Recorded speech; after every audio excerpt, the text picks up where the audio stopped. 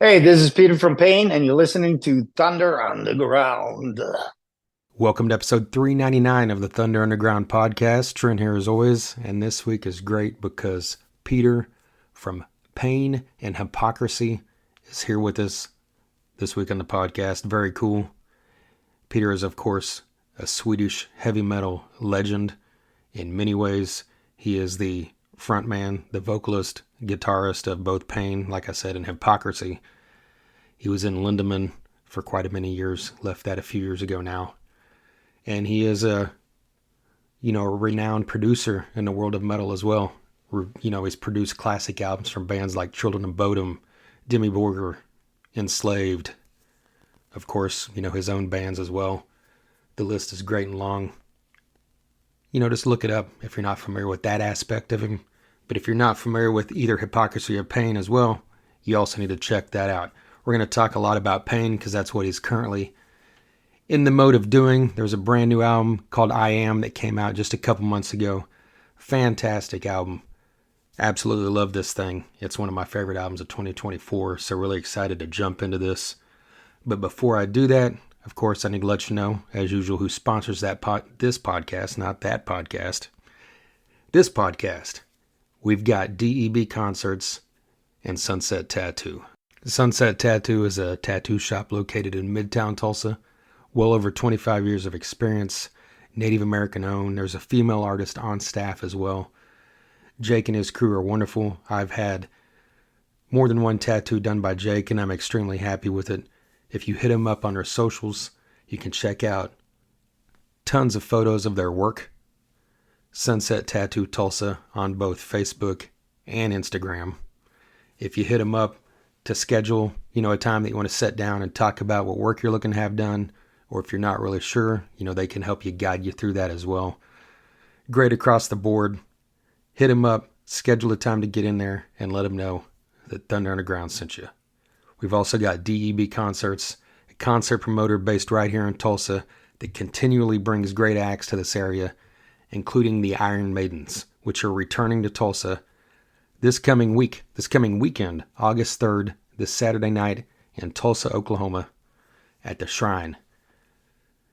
Our friends in Dime Store Riot will be opening this show up, so hit up thevenueshrine.com for your tickets, and also hit up debconcerts.com for info on that, and of course upcoming shows. DEB Concerts also books the Roadhouse stage at Rocklahoma every year.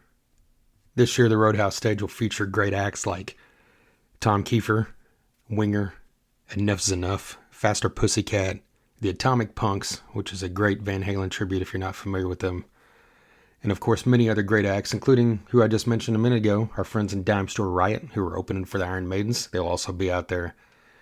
Bolt, Scarlet Rocks, many other great bands. Hit up rocklahoma.com to see the entire lineup, which also features, tons of other bands on the main stage and the second stage, like Disturbed, Avenged Sevenfold, A Day to Remember, Slipknot, Clutch, Cold Chamber, Bad Flower, Pop Evil. The list is long. It's great. rocklahoma.com. I'll be out there as always, so hit me up if you see me. I've got stickers, shot glasses, picks, koozies, all that great stuff on hand. So I'll see you out there, and of course, thank you as always to DEB Concerts. All right, let's just jump right into this. It's been a little bit since I had an episode. Been working a lot lately, and I'm getting ready to head right back out again right after I'm done recording this. Well, actually, I'm going to sleep after I record this, but tomorrow I'm heading out once again. But I'm saying that to let you know, hopefully there won't be as big a gap before the next episode because I've got a couple more in the can. CJ Pierce from Drowning Pool will be returning to this podcast for the third time very shortly. Recorded that here at their show in Tulsa at the Vanguard just the other night. That show featured Moon Fever, A Killer's Confession, 13 Minutes, and Fist of Rage as well. So I'll be talking a little bit about that on that episode. And I've also got an episode coming up with Mike Tramp, the frontman of White Lion. Of course, White Lion hasn't been around for a long time, but Mike Tramp has been putting out an amazing amount of music. I'm talking like way more than most musicians I'm talking like not at a Frank Zappa level, but somewhere between a normal artist and Frank Zappa. He's got like 15 solo albums over the past 25 years, which is, pretty crazy for anybody. And of course, all his output with his other bands. So be looking out for both those episodes. Got some other great stuff in the works. And we'll talk about that when it happens. But in the meantime, right now, what's most important is, like I said, Peter from Hypocrisy and Pain is here to talk about both those bands, talk about some other stuff, talk a little bit about production. This was a really cool one, as I'm a big, fan of Pain, and I really, like I said at the front of this, really love this new album.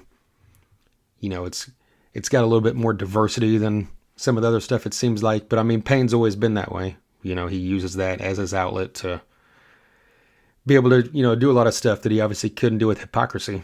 Hypocrisy is a death metal band, so there's only so far you could go before you start, pissing people off, I think. But Peter's a master of everything he does. I'm a huge fan. Very honored to be able to do this. So let's just jump into it. This is like one of the shortest intros I've done, but, I just really need to get this out to you because this has been a long time coming. This was recorded back in, probably late May, I believe. So we're going on 2 months. Maybe it was early June. Regardless, it's been way too long. Like I said, I've been out of town working a lot. Finally getting track of some of these things. So that's all stuff that you don't care about here or there. If you're here listening, you're here for one reason. So let's get to it. Here's Peter from Pain and Hypocrisy.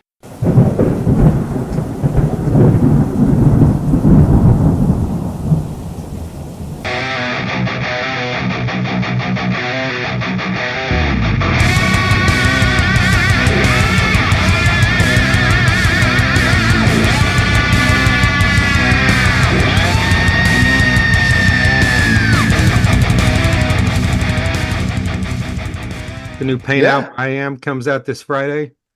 Outside of the 4 tracks that have been released, I mean, how would you describe this to someone, since it's been quite a while now since Coming Home came out? Yeah. I would say a little bit more alive, a little bit more tempo, more distortion. I don't know. For me, it's always hard to describe what I did, but at least that's what I think. I mean, you kind of spoke to it there, and it's in the press release, but I mean, I Am kind of goes in a lot of different directions. Yeah. When you're writing a Pain album, do you go in with anything in mind, or you just kind of let it develop naturally since you have a lot more freedom in where you can go as opposed to something like Hypocrisy? Yeah, definitely. I mean, this is the whole idea from the beginning, almost 30 years ago, to have this side thing that you can write other things and develop as a songwriter, as a producer as well. So it's very important for me to have these outlets. Otherwise, Hypocrisy in mid-90s would sound very different. Yeah. To me, Go With the Flow and I Am just kind of really jumped out to me. And, that's probably because they, kind of hit different than a lot of the tracks and a lot of Pain songs in history. Like, talk about I Am, like the song itself, like the writing process, and why you decided that was the song that should be the title track. Yeah, because I am means a lot.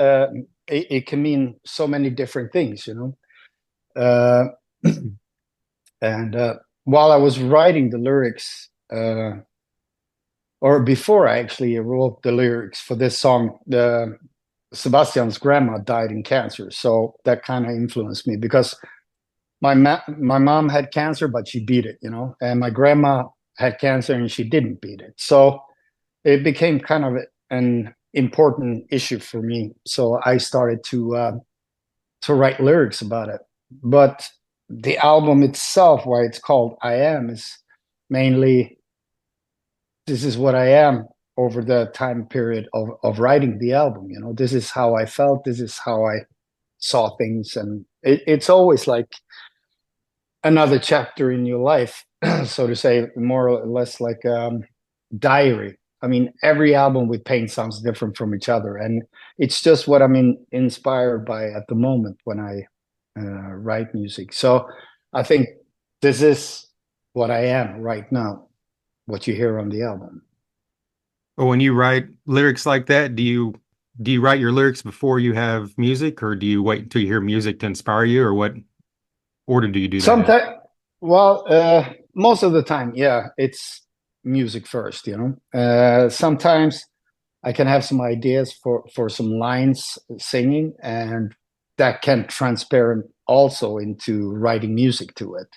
But most of the time, it's mainly me doing music first and then lyrics after Well, I will say whenever I saw Go With the Flow, the title, I thought, I know you've done some covers in your life, so I thought I was covering Queens of the Stone Age. So I was very happy to hear that. that it was an original song and it's a Yeah. better song in my opinion, even so. Oh, thank you. Yeah, that one is more a pep talk to myself. You know, when shit goes down the drain, then you know, instead of freaking out and getting pissed, just count to 10 and go with the flow. So it's like a therapy song for myself. But I see other people can relate to it as well. I mean, if you see on comments and things on the video and shit. So um, yeah, it's a prep song for me. You know, it makes you happy when you hear it. Yeah. Well, I know you spoke about, past interviews about Party in My Head, coming out after the Mm. pandemic. Were you surprised at all at the success of it and how much kind of traction it got? Yeah, I mean, it wasn't a immediate hit or anything like that. It just kept on going, like it's the first week of releasing. It just keeps on ticking. So it has its mind of its own. So I guess it hit a nerve somewhere, I guess. I mean, I know we're in a different time and age when it comes to albums and singles, but do you think, Mm. the success of Party in My Head, being out there a couple years earlier than the album will kind of push this album, or is that even something you thought Nah, about? Yeah. nah, I never even thought about that. It was supposed to be standalone single, that and Give Me Shelter, because Hypocrisy was done with the album, and this was in like I don't know February, March of 21, and Hippo album was scheduled for September 21. So management said, I think it's time that you need to put out some pain songs before they forget you, because when Hypocrisy comes out, it's going to be very busy, you know. So I actually had a little bit of ideas for it, so I started immediately to fix Party in My Head and also Give Me Shelter.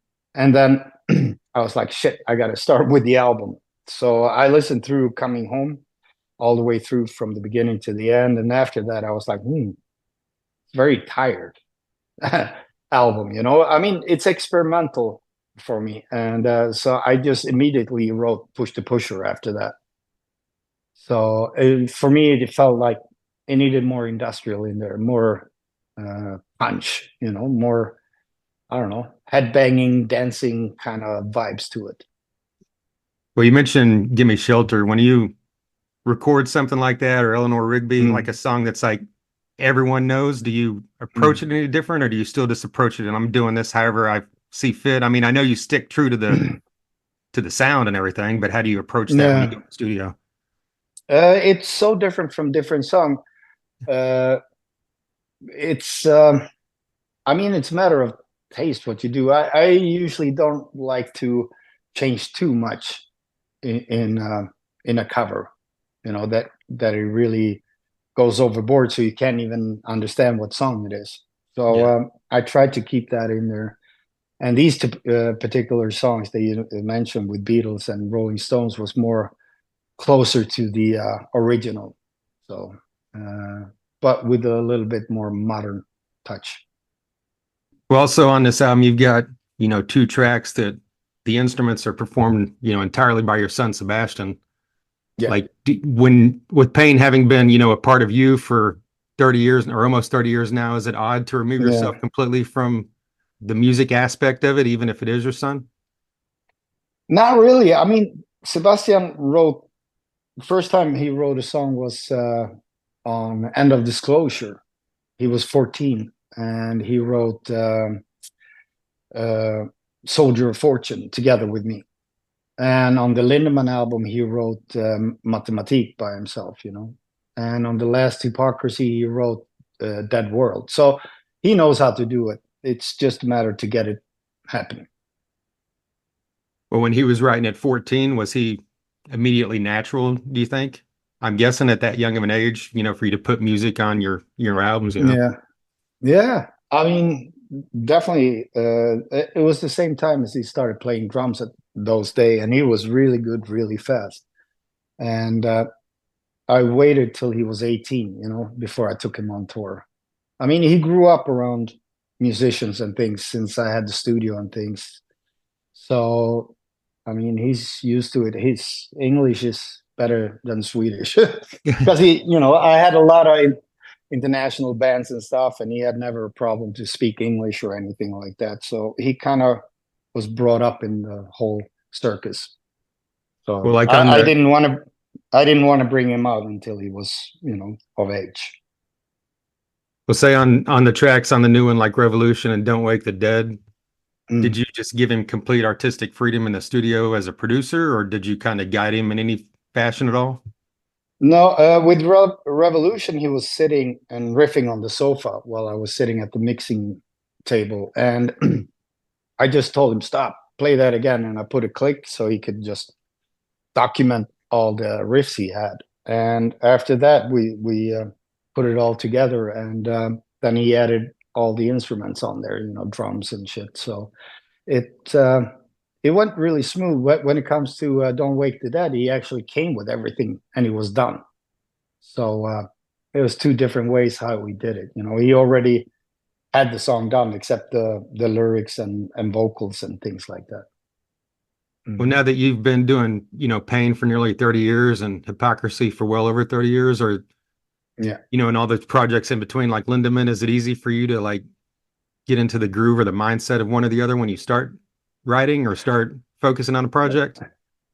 Well, usually I have to have something in my head because most of the time I write 90-95% in my head, and then I have to get it down on guitar or a melody for keyboard or whatever. I have to document it what I have in my head.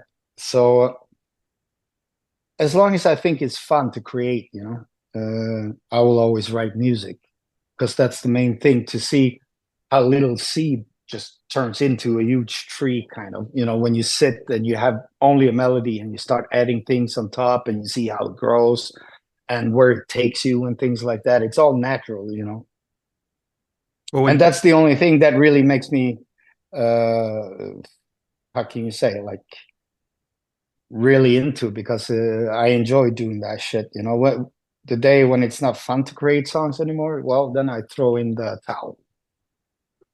when you mention that, like, adding the layers and creating, like, I've always been Mm. interested in, like, when it comes to industrial music, is like the industrial sounds, the synths and everything you put in there. Is that something that comes to you as part of when you're writing, or is that like added layers after the fact on top of the Well, melodies? yeah, it depends what kind of song it is, but mainly I'm just, if I have a part, I just sit and put layers on top that I think fits with it. And then, of course, with vocals, it's always a challenge since I'm a drummer, not a singer. I'm not a guitarist either. So it becomes an experiment. It was the same thing like when you wrote it, I was like, shit, how the hell am I supposed to sing on this? And it was the same thing with Go with the Flow. I was really, yeah, thinking, how the hell should I sing? So you start singing in maybe one verse in different kinds of ways and until you feel that it comes natural every time you turn it on. And then you go, okay, this is the way I should sing on this. Because it's always good as the music develops, you should develop your vocals as well. So it's not the same kind of vocal style all the way through the album, I think. To make it more interesting for me, and then it's up to people to decide if it was a good idea to sing like this on that song or if it should have been like this on another song. But I just go with my gut feeling as a producer. Do the different vocal styles all come fairly natural to you, like all the stuff you've done with Pain, or obviously the stuff with Hypocrisy? It it comes naturally out of my mouth, but Right. it has to have some finesse to it. So it takes a little while until you know what the hell you should do. So, but that's a part of the creating things, that makes me keep on going because it's interesting and it's exciting, to see how it grows. Sometimes it grows the wrong way you want it, so you have to rethink and redo. So sometimes the song can take a long fucking time. A friend of mine named Luke Nagel is a massive fan of Hypocrisy, and he wanted me to ask you, like, what was the beginning inspiration behind your fascination with extraterrestrial life? Oh shit, that that came around since I was a kid. I guess in the mid 70s, anything from Star Trek reruns, from the 60s to all kinds of stuff. And Close Encounter of the Third Kind and things like that. Movies like that inspires me a lot. And in the 80s, we were trading VHS tapes with different documentaries about UFOs and shit like that. So I was just interested about it to see, is it really like this or is it not? I never said it is like this. I'm always fascinated about the thing that it could be. Did you ever have any experience or anything? No, Nothing? not yet. No. No, nothing at all. So yeah, it's more like a hobby when I was younger to try to collect as many uh, documentaries and things like that. And it wasn't easy then. There was no internet or anything. And plus, I live out in the woods, so it was not your friend next door was a UFO freak or anything like that. You just have to look for things. Well, yeah, he also wanted me to ask you what was your favorite alien or alien abduction film besides outside of Fire in the Sky, assuming that that's the number one spot. Yeah, but the funny thing is, like, I like it when it's so intensive in the ship or whatever you want to call it. Other than that, it's more like a drama movie. But I really like how they got it together. But sci-fi movies, I would say the first Alien beats everything. It's pure horror movie slash science fiction.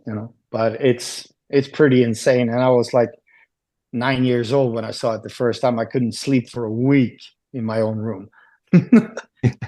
So it was something that did it to you, and then you start getting fascinated about that, and then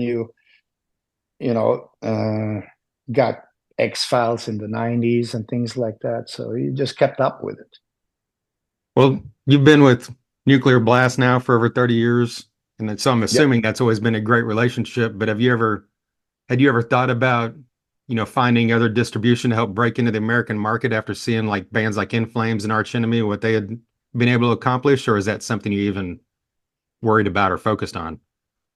Yeah, I mean, good part and negative part is that I'm free now from any contract with this album. So Oh, okay. we're gonna start looking around and see what's available and who believes in it and so on. And for sure, America, we first we were trying to go here in September, but it looks more like we're gonna go in November now because yeah, we had a new booker for a half a year that we didn't get anything done, so we kind of fucking lost a half a year. So now we're back with Steph that books Hypocrisy and things. So we're gonna take it from there and start like that. But I hope it's gonna be in November, like I said, November, December there. Is that the same with Hypocrisy? Are you like, is that going to be like, are you free from contract with that too? Or, No, we have one oh, album left with oh, okay. Hypocrisy. I think. I'm not sure. I think I have to check it out. Well, I mean, obviously Yeah. you're in, pain mode right now, but is there any Yeah. timetable for new Hypocrisy music? I actually wrote half a song of Hypocrisy so far. I'm sitting when there's time and things. Right now, it got a little hectic because now we're going to start doing festivals in Europe and things like that. So we need to rehearse new songs. We need to fix the stage show and things like that. So, writing music right now, it's very far away. But I'm hoping as soon as we get this shit going, then I can concentrate on that because then it's already fixed. Well, you record in your studio, The Abyss. Like, how much has that changed over throughout the years from the first records you recorded there to where it is today? Oh God, it's a huge difference. Put it that way. And today it's easier when you're by yourself and you have computer to help you. In the past, when I was playing drums, Michael usually punched me in uh, for Pain albums and things like that, and then I worked on the rest myself. But the drums, I needed someone to sit in the control room to punch me in and out. So, Well, obviously, being easier is a good thing, but do you miss like the older days of like the process of recording, or do you prefer new technology? uh, I see it as a good tool to help you record things fast. You just have to start the computer, and if you have an idea, you need to get it down right away, so you don't forget it. And I guess this is a very easy tool to do it with. Do you think it loses anything that any guy in his basement can record a song and throw it on the internet in half an hour, as compared to the old Well, days where you had to like go through that process to yeah, really bleed through the music? yeah, but still, you have to give people good quality. That's always going to be the case. Good songs or whatever. And so for me, uh, it's a good, quick way to just press record and get your ideas fast out instead of with tape players and my acoustic guitar. That's what I always used to do. With this memory thing that you record with the tape player, like doctors has and things like that. I usually had that next to my bed and an acoustic guitar. So as soon as I got an idea, jumped up, try to figure it out and play it, and then record it, and then go to bed again. So there's always different ways to do it. But when you look back at throughout the years of the albums you produced, is there a particular album that kind of stands out as, having great memories of recording that, or just the final product you're the most proud of another artist? No, I mean, there's a lot of good ones because I mean, I got to record my heroes from the 80s and things, which really influenced me to start Hypocrisy and things like that. Possessed, Celtic Frost, Destruction, and things, that really. So I'm very happy to be doing that, recording your influence. It's something else, But of course, with all the other bands as well, I was lucky to be able to record all these great bands that turned out to, yeah, rule the world. So somehow, they Yeah. became very big bands. So I'm happy to have been a part of that. Yeah. But when you're producing another band, like what kind of approach do you have? Are you totally hands-on? Are you involved in the vision of the sound of the album and everything, or is it kind of just mainly more the technical aspects of it? Well, it depends what band it is. Right now, I was recording a blues band, for example.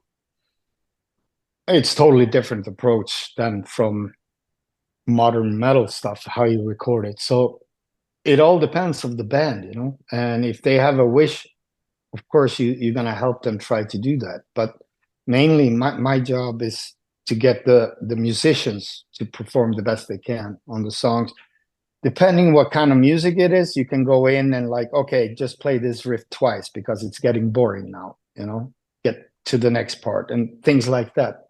So, and the ending is mixing, and you do that together with the bands, or you do it by yourself and you send them MP3s and they can say like, I don't like the guitar sound, I don't like the drums, or yeah, it's great. So I try to get everybody happy in there, including myself. Right. Yeah. Well, you mentioned Pain has festival dates coming up, and you said possibly America Mhm. late in the year, and you've got the Halo Effect tour early next year. Like, what else can Yeah. we expect? What else do you have going on throughout 2024? We got a Scandinavian tour. Uh, we do all these festivals now, and it's starting in a couple of weeks, and will end of August. And after that, I mean, I'm open to do anything, to go anywhere, and so on. So I just want to go out and play the new album for people. So we're just still hoping to get some gigs in between there, and then do the Scandinavian festival tour, and then try to get to America and do that, and then it's Christmas. Also go South America at the same time, maybe. We'll see. But when you get a point like this where you're promoting an album and touring, do you kind of keep your production schedule light or completely? I totally put it light for the last 10 years, you know. It's Yeah. I only mean, if there's something that really makes me like, wow, I want to do this, then I'll do it. It has to be inspiring and yeah, trigger something in me to do it for sure. So let's see what the future brings. I haven't anything recording or productions in schedule or anything like that because right now it's a lot of pain and I need to be free to do promotions and gigs, whatever comes up, you know?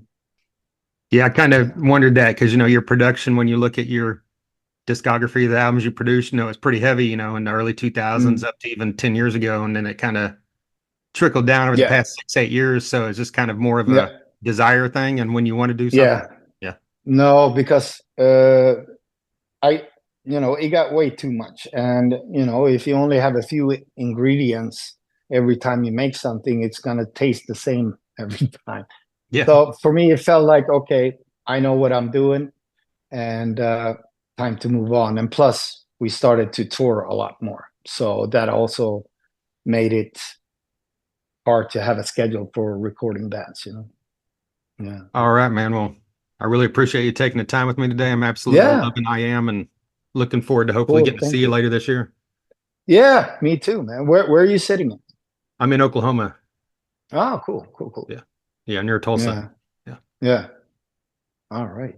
Yeah, I mean, we're just waiting. I mean, I have bookers from Europe pushing bookers from America, and that's all I can do. Yeah. But we will go, trust me, in one way or another. Yeah, I'd travel to Texas to see you for sure. So Thank you. And hope to see you out on the road. there you go, Peter from Pain and Hypocrisy, and formerly of Lindemann. A huge thank you to Tim from Atom Splitter PR for his help setting that one up. And of course, a massive thank you to Peter for taking some time out there to join me, talk about the brand new Pain album, I Am, which is out now. It's been out since May. You got to check this thing out. I absolutely endorse it 100%. Right on. So if this is your first time listening, you found your way here because you're a fan of Peter. We've had artists throughout the history of this podcast that, might be up your alley. There's 398 episodes previous to this. Michael from Dark Tranquility has been on here before. You want to talk about another Scandinavian heavy metal legend right there? That's an icon. We've had on Wino from The Obsessed, members of Biff Byford from Saxon, members of Megadeth, Testament, Gene Simmons of Kiss, Glenn Hughes of Deep Purple, and of course Black Country Communion. Recently had on Ricky Medlock of Leonard Skinner. Breaking Benjamin, Living Color was on here. Adrian Vandenberg, of course, formerly of Whitesnake. Jeff Pilson, Jack Russell of Great White fame. Gus G, there's another heavy metal icon right there from Firewind. And of course, Ozzy and many other great things throughout his career. Brian Tatler of Diamond Head, and he's now with Saxon. Chris McLernon from Saigon Kick. The guys from Night Demon have been on here multiple times. Trevor from Haunt has been on here a couple times. I've had on guys from, a lot of the 80s glam style bands. Had on guys, Guns N' Roses, Tesla, Def Leppard, and of course, Warrant, Firehouse, Motley Crue, all that great stuff. So just dig through it all across the board here. Regular rock like John Waite has been on here, clear up to stuff like Peter here from Hypocrisy. So we just try to span the gamut of rock and roll because I love it all. And I always use the term we because I spent about 6.5 years, I think, of this podcast saying we because, Jason used to do this with me. So for the past 2.5 or so years, it's been harder to drop that term and saying I. But, when I mentioned a lot of these names, Jason was there, so it still is a we, right? I guess so. But like I said, episode 399, our 9-year anniversary was back in May, just a couple months ago, right about the time that I Am by Pain came out. See? Did that coincide? Coincidence? I think not. I don't know how that's even related, but there you go. So here's hoping to, many more episodes. I can't say that there will be 9 more years or 4 more episodes. I don't know what I'll be doing. at that point in my life, but if it's to happen, it'll happen. But until then, like I said, coming up very soon, CJ Pierce, the guitarist and founding member of Drowning Pool, will be back here for a third time, and Mike Tramp, the vocalist and founding member of White Lion, will be on here for the first time very soon as well. I've also got some other stuff in the works that I'm not going to announce until it officially is recorded. But until then, subscribe everywhere, wherever you're listening right now. I'm on Spotify, SoundCloud, iTunes. You can listen directly on the website, thethunderunderground.com. You can just Google Thunder Underground. The Ozzy song will probably be the first hit, but as soon as you see this podcast, just click on whatever player, and subscribe so you don't miss those future episodes. And you can check out all these previous episodes as well. All right, once again, a massive thank you to DEB Concerts, Sunset Tattoo, Adam Splitter PR, and of course Peter from Pain. And until next time. Thunder Underground, y'all.